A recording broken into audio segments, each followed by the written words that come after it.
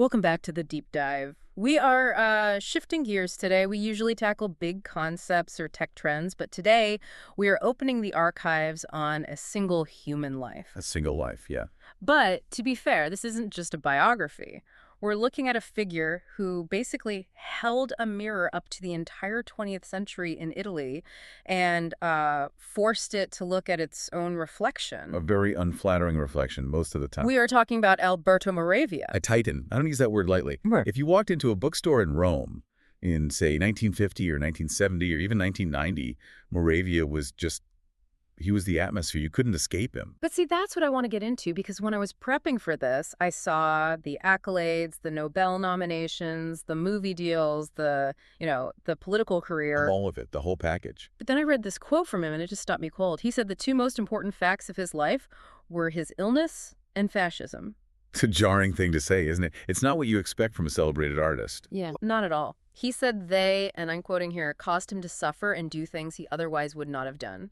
And that feels so restrictive. Usually when we talk about great writers, we talk about their freedom, their wild lives. Right. Their choices. Exactly. But Moravia is defining himself by what trapped him, by his constraints. That is the perfect entry point, because you can't understand a single page of his writing. I mean, not really, unless you understand that tension. He was a man compressed. Compressed. I like that. On one side, you have his own body betraying him, the illness. It's a physical prison. On the other side, you have the state betraying him, fascism, a political prison. And in that compression chamber, something crystallized. He used that pressure to break things, didn't he? He used it to break open the middle class, to crack the shell of what he called their moral aridity. Moral aridity. That is such a dry, dusty phrase. It just sounds empty. It's meant to be. It's a desert of the soul. He wasn't interested in the great mustache-twirling villains of history. He was interested in the people who just didn't care, the indifferent, the hypocrites, the people who were hollow out inside but kept up appearances. Okay, so our mission today for this deep dive is to trace that pressure. How does a kid who was literally stuck in a bed for 5 years, missing school, missing his entire childhood, transform into this calm, insightful, almost surgical voice of Italian existentialism? And how does he become a perennial Nobel contender and someone whose work just translated so perfectly to the big screen? Right, and to do that, we're pulling from everything we can find. Biographical records, publication histories. And critical analysis of his themes, from that existential dread we mentioned all the way to his very frank explorations of sexuality. So let's rewind. Let's go all the way back. 1907, Rome. A baby is born into a wealthy family, but his name isn't Alberto Moravia. No, not at all. He was born Alberto Pincherle. Pincherle? Pincherle, it's a Jewish Venetian name, his father's name. So Moravia is a pen name, a pseudonym. It is, yeah. And the reason for that change is a huge part of the survival story we'll get to later. But let's stick with the baby for a second. Alberto Pincherle. His family background is this perfect storm of early 20th century European identity. It sounds like a complex mix just from the names. Oh, it's the definition of complex. His father, Carlo Pincherle, was an architect and a painter. Jewish, from Venice, very cultured, very secular. Okay. His mother, Teresa Eugenia de Marsanich, was a Catholic from Ancona, but with Dalmatian origins. So you've got Jewish and Catholic, Venetian and Dalmatian, North and East, all under one roof in Rome. Exactly. But the tension wasn't just religious or cultural.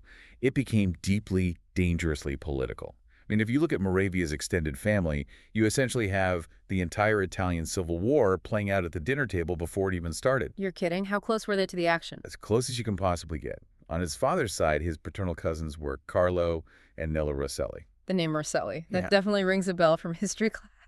It absolutely should. They are legends of the Italian resistance. They founded Giustizia e Libertà, Justice and Liberty. Right. They were the intellectual heavyweights of the anti-fascist movement. They were so effective, so dangerous to the regime, that Mussolini himself had them hunted down and murdered in France in 1937. Wow. Okay, so that's the father's side, martyrs of the anti-fascist resistance. What about the mother's side? And then you pivot to the mother's side. His maternal uncle was a man named Augusto de Marsanich. And he was. He wasn't just a member of the Fascist Party. He was an undersecretary in the National Fascist Party cabinet, a government official. That is just unbelievable. So you have the guys running the dictatorship and the guys dying to overthrow it, and they share bloodlines with this one kid. It perfectly embodies the split of Italy itself. Moravia is the synthesis of this national fracture. He's living right in the middle of the schizophrenia of the 20th century. But before he even gets old enough to really understand those politics, that first important fact of his life hits him. The illness. Yes. Tuberculosis of the bone. He's 9 years old. 1916. I have to pause here. Tuberculosis of the bone. I know what TB is in the lungs, the coughing, the blood, all of that. But in the bone, what does that even mean? It's a bacterial infection of the skeletal system. In his case, it was coccytis in the hip. Yeah. It's incredibly painful, debilitating. And you have to remember, this is 1916. Antibiotics aren't a thing yet. There's no quick fix. But what's the treatment? The only cure was rest. Absolute, total immobilization. So when we say bedridden, we don't mean he was just, resting on the couch watching cartoons or reading comics. You mean confined. Strapped down in some cases. He spent 5 years in bed, 3 of those years at home, and then 2 years in a sanatorium up in the mountains, the Codevilla Institute near Cortina d'Ampezzo. 5 years. From age 9 to 14. That's the whole ball game for a kid. That's when you learn to socialize. That's when you learn to play sports. That's when you figure out who you are in the world. And he missed all of it. He was completely cut off.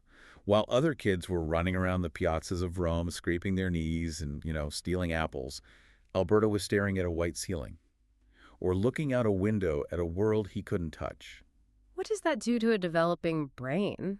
To your whole way of seeing things? It changes the wiring completely. This is where the intellectual incubation happens. He didn't go to school. He didn't have teachers telling him what to read, what to think. He just had time. He had a lot of time, and he had a lot of books. What was on the reading list for this? 10, 11-year-old? Everything. Yeah. But not kids' stuff. He was devouring Dostoevsky, Joyce, Goldoni, Shakespeare, Molière, Gogol, the heaviest hitters of the European canon. My God. He was learning French and German on his own, just so he could read more. He was writing poems in French when he was 12 years old. It's an incredible story of resilience, but it's also just so lonely. The isolation must have been profound. It's profoundly lonely. And this is the absolute key to understanding his writing style later in life. When you spend 5 formative years watching the world from a distance, unable to participate, you stop being a participant. You become a voyeur. A voyeur, an observer. Yes. You learn to observe. You learn to detach.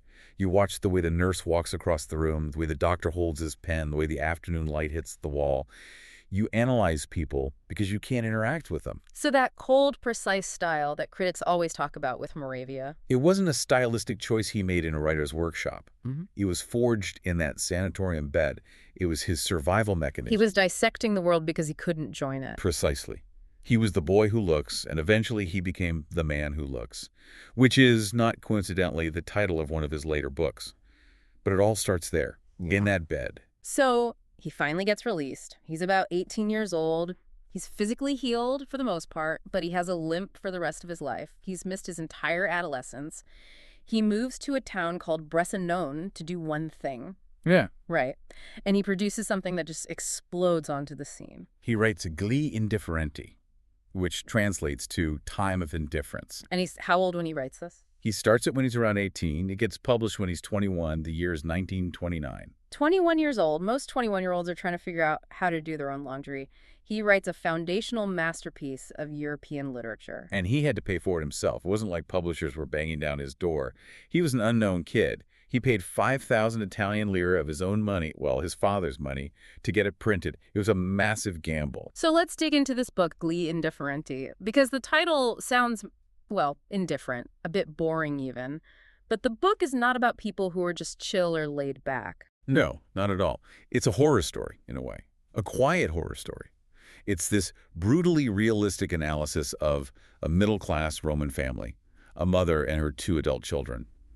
And they are rotting from the inside out. Rotting how? What's the decay? Morally. The mother is desperately clinging to a lover, a sleazy businessman named Leo. Not because she loves him, but because she's terrified of losing her social status and her villa. The daughter, Carla, knows Leo is awful. He actually propositions her, tries to seduce her, but she's completely passive. She just goes along with it. And the son, there's a son, right? Yes, Michelle. He's the center of the book. He sees all this hypocrisy. He sees the rot.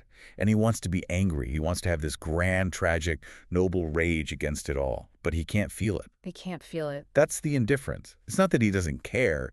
It's that he is paralyzed. He's numb. He tries to kill the lover at one point to make this grand gesture, but he forgets to load the gun. Oh, that's brutal. It's not just tragic, it's pathetic. It's pathetic. It's a complete failure of will, and that is such a savage critique. You have to remember the context. This is 1929. This is the height of Mussolini's power. Right. And fascism is selling a very different story. Exactly. Think about what fascism was selling. It was selling vitality, action, strength, the Roman Empire reborn, youth, energy. And here comes this sick kid, fresh out of the sanatorium, with this quiet, devastating novel that says, actually, look at us. We're dead inside. We were powered by inertia and greed and boredom. That must have gone over like a lead balloon with the regime. It was a shock. Mm. But the literary critics, at least initially, couldn't ignore it. It was too good, too new. It was hailed as the start of a new contemporary narrative. But the fascists, they took note. This Pincherle kid was a problem. And this starts the cat and mouse game. It does. Moravia's relationship with the regime from that point on was a slow-motion collision. They didn't arrest him immediately. They were more subtle. They just started to erase him. Erase him how? Well, in 1935, he publishes his next major novel, Le ambizioni sbagliate, or Mistaken Ambitions. The Ministry of Popular Culture, the Minkulpop as it was known, sends out a quiet directive to all the newspapers. No reviews. No reviews at all. None. You are prohibited from talking about this book. It's almost worse than an outright ban. It's just silencing. They're making him a non-person. And it gets worse from there. Gets much more aggressive. In 1941, they seize his novel, La Mascherata, which means masquerade. Later that year, they ban Agostino. He's being systematically suffocated as a writer. So how does a writer survive that? If you can't write about the reality you see, what do you write? You write in code. You find another way. Moravia started experimenting with surrealism, with allegory. He wrote works like Il Sogno del Pigro, The Dream of the Lazy.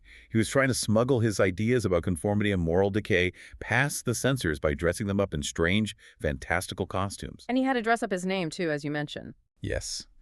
This is where the name Pincherle became a serious liability. The anti-Semitic racial laws were passed in 1938. Being a prominent writer with a Jewish surname was dangerous, so he leaned fully into the pseudonym Moravia, which came from his paternal grandmother's side.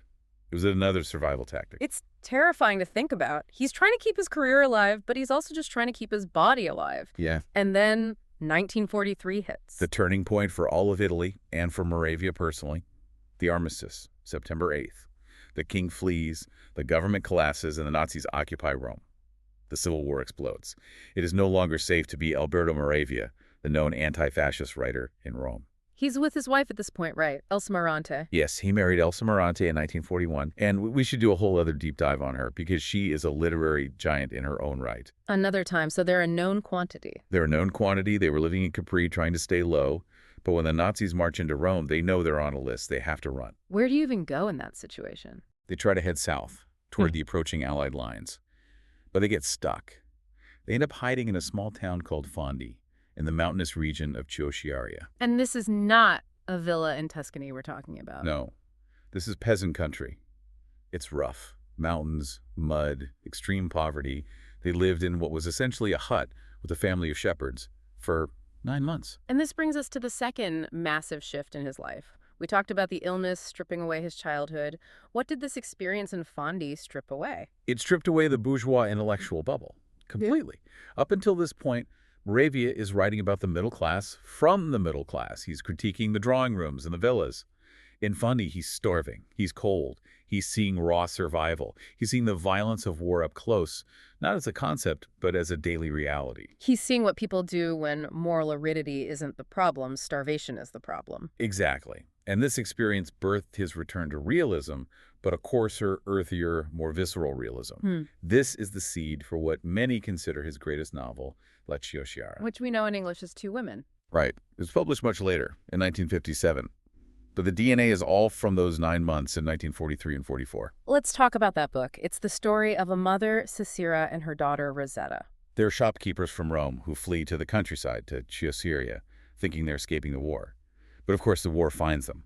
It always does. It's a devastating book. The ending it's just brutal. It is. The scene in the church where they are both raped by Moroccan colonial troops fighting for the French army, so-called liberators, it is one of the most harrowing sequences in all of Italian literature. It symbolizes the total destruction of innocence. The daughter, Rosetta, she goes from this angelic religious girl to something else entirely. She becomes numb, she shuts down, she becomes promiscuous. It's like the trauma just burned out her soul. Numb. There's that theme again, that paralysis. Yes, but it's a different kind of numbness than in Gli Indifferenti. In the first book, the numbness came from boredom and hypocrisy, from a life without meaning. In Two Women, the numbness comes from trauma. It's a survival mechanism. It's what happens when reality is too horrible to feel. So Moravia returns to Rome in May 1944 after the liberation. He survives. He survives. And he hits the ground running. He walks into the offices of Il Corriere della Sera, the biggest paper in Italy, and basically says, I'm back, and starts writing. He becomes a fixture of post-war Italian culture, and the novels just start pouring out of him. This is his golden run, really. It is. You get La Romana, The Woman of Rome, in 1947, La Disobbedienza, Disobedience, in 1948, and then in 1951, you get maybe his most politically important novel, Il Conformista. The Conformist. Okay, I want to spend some time here because to me, this book explains the psychology of the 20th century better than most history books. I completely agree. It's an anti-fascist novel, but it's not about politics in the way you'd expect. It's not about marches and speeches. It's about psychology. It's a character study. It's about a guy, Marcello Clerici, and his entire life is driven by one single desperate obsession: to be normal. That's the entire hook. Yeah. Marcello feels broken inside. He has a trauma from his childhood. He thinks he killed a man who tried to molest him. And because of this, he feels different, abnormal, guilty. And his entire adult life becomes a desperate attempt to blend in, to be just like everyone else. And in Mussolini's Italy, being just like everyone else means being a fascist. Bingo. He doesn't join the fascist party because he believes in the ideology. He couldn't care less. He joins because it's the ultimate camouflage. It's the definition of normal. He marries a boring, conventional, middle-class woman, not because he loves her, but because she's normal. And he agrees to work for the secret police. He agrees to go on a mission to assassinate his old professor in Paris. Not because he hates the professor, but because that's what the state, the normal, asked him to do. It's the price of admission to the club of normality. It's terrifying because it suggests that the greatest evils aren't always committed out of passionate hatred. Sometimes evil is just about wanting to fit in. It's Hannah Arendt's banality of evil, localized in one man's psyche. It's the desire not to stand out. And this book, The Conformist, brings us to a huge part of Moravia's legacy. You simply cannot talk about Moravia without talking about the movies. It feels like every great Italian director in that era had a Moravia paperback in their back pocket. They absolutely did. Yeah. And non-Italian ones too. His work was foundational. Bernardo Bertolucci adapted The Conformist in 1970. And if you haven't seen that film, you have to. Pause this and go watch it. It is visually one of the most stunning films ever made. It really is. But why? What is it about Moravia's writing that makes it so cinematic? I think it goes all the way back to the illness, to the voyeurism. Moravia didn't write deeply internal stream of consciousness mush. He wrote scenes. He described physical space. He described where people stood in a room. He described the light coming through the blinds. He described the objects on a table. He wrote as if he was describing a stage set. He was a camera before the camera was even there. He was writing the screenplay. Exactly. He gave directors a visual and psychological roadmap. Look at Two Women. Vittorio De Sica filmed that in 1960. Sophia Loren won the Oscar for Best Actress for her role as Caesira. A non-English language role, which was a huge deal at the... A huge deal. She brought that earthy, fierce, traumatized mother figure to life in a way that was just unforgettable. And then there's Contempt. The French title is Le Mépris. The Italian is Il Disprezzo. Filmed by the great Jean-Luc Godard in 1963 with Brigitte Bardot and Jacques Palance. This movie is iconic. The primary colors, the music, that amazing apartment scene. But the story itself, it's painful. It's the complete disintegration of a marriage between a screenwriter and his wife. And again, it's about that glass wall. Yeah. The husband and wife are in the same room, but they are psychologically miles apart. They can't communicate. There's that famous scene from the book and the film where the wife is lying naked on the bed and asks the husband if he likes her feet, her ankles, her knees, her thighs. It's like she's checking an inventory, a list of parts. Yes. It fragments the body. It's not, do you love me? It's, do you like these component parts of me? It emphasizes the alienation. The husband loves the parts, maybe, but he has lost the person. That is pure Moravia. It's brutal. The title says it all. Contempt. We keep hitting this word, alienation. And we touched on the word indifference, but there's another critical word in his vocabulary we need to unpack. The Italian word is noia. La noia. It usually translates to boredom. But when I say I'm bored, I mean there's nothing good on Netflix. Moravia means something much deeper, doesn't he? He means something totally different. In 1960, he publishes the novel La Noia. And for Moravia, boredom isn't a lack of stimulus. It's a philosophical condition. It's a disease of perception. Okay, break that down first. What does that mean? Okay, so imagine you are looking at a coffee cup on your desk. You know it's a coffee cup. You can pick it up, you can use it, but suddenly it feels absurd. It feels like there's a thin sheet of glass between you and the cup. You can't truly connect with it. You can't find meaning in it. It's just an object. Its reality has evaporated. So noia is the loss of connection to reality. It's the interruption of the relationship between the subject, which is you, and the object, which is the world. It's not that you have nothing to do. It's that nothing you do feels real or meaningful.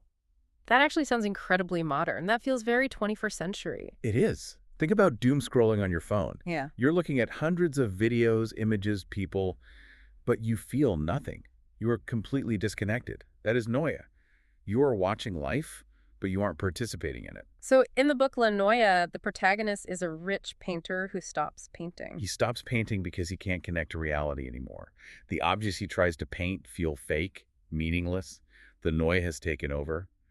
And so he tries to solve it through sex. Right. He starts this intense, troubled relationship with a young model named Cecilia. He thinks if he can possess her sexually, if he can control her, he can break through that glass wall, he can grab onto something real again. And does it work?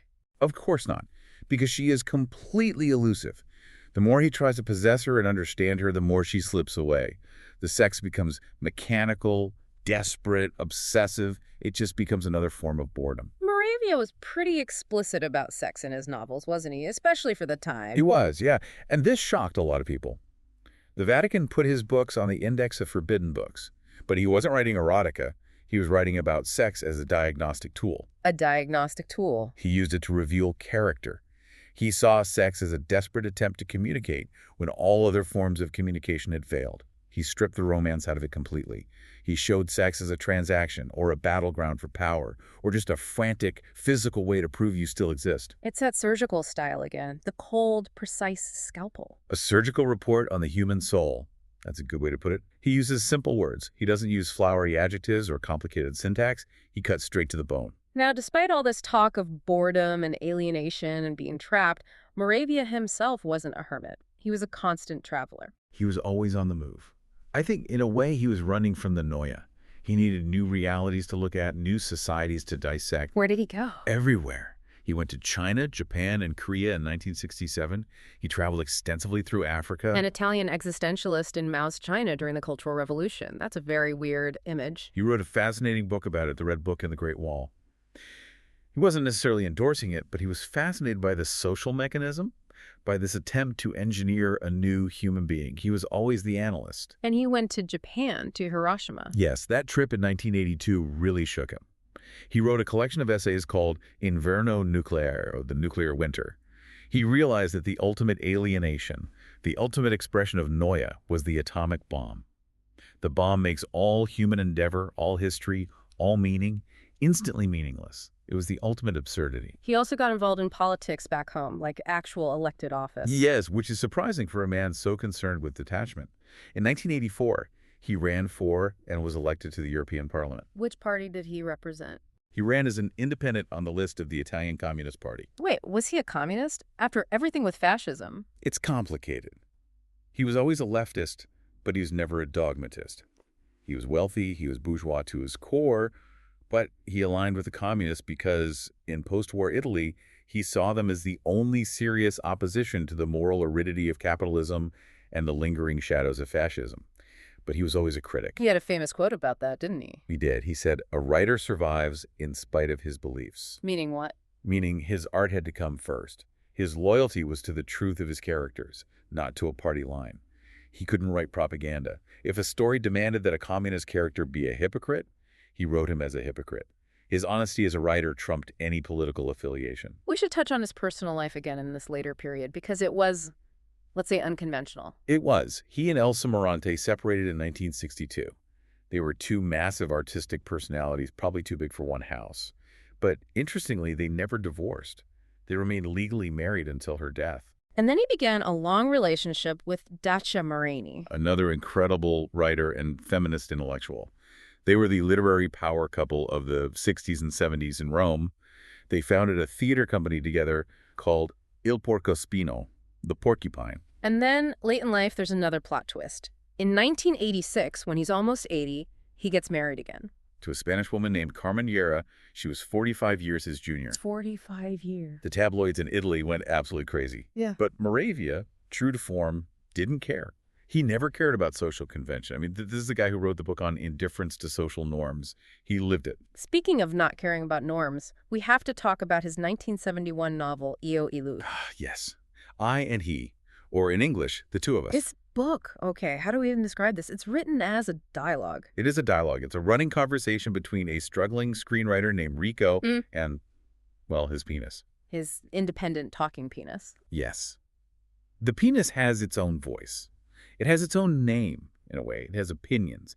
It wants things, usually sex, that Rico, the intellectual, doesn't want. It constantly undermines him. It sounds like a premise for a cheap comedy, but it's actually serious philosophy, right? It is. I mean, it's funny, yes. Yeah. It's surreal and absurd, but it's Moravia grappling with the ultimate split. The split between the intellect, the head, and the instinct, the body. The head wants to be a serious artist and intellectual. The body just wants to chase women. So who is really in charge? Who is the I and he? He's basically saying, we are not the masters of our own house. Not even close. There's a civil war happening inside all of us. Even in his 60s and 70s, he was still experimenting. He never got safe. He never retired into being a grand old man of letters. Never. L'uomo che guarda, the man who looks, in 1985, returns to that core voyeur theme. He just kept picking at the same scab sex, alienation, the act of looking, until the very end. He was relentless in his obsessions. But there is one thing he never got. The big prize, the Nobel Prize in Literature. The Nobel that never was. It's one of the great mysteries. He was nominated for the Nobel Prize 13 times between 1949 and 1965 alone. We know this from the official archives that have been opened. 13 times, so why didn't he win? Who really knows how the Swedish Academy thinks? Maybe he was too controversial. Maybe his focus on sexuality was too much for them. Maybe he was seen as too popular or too cinematic.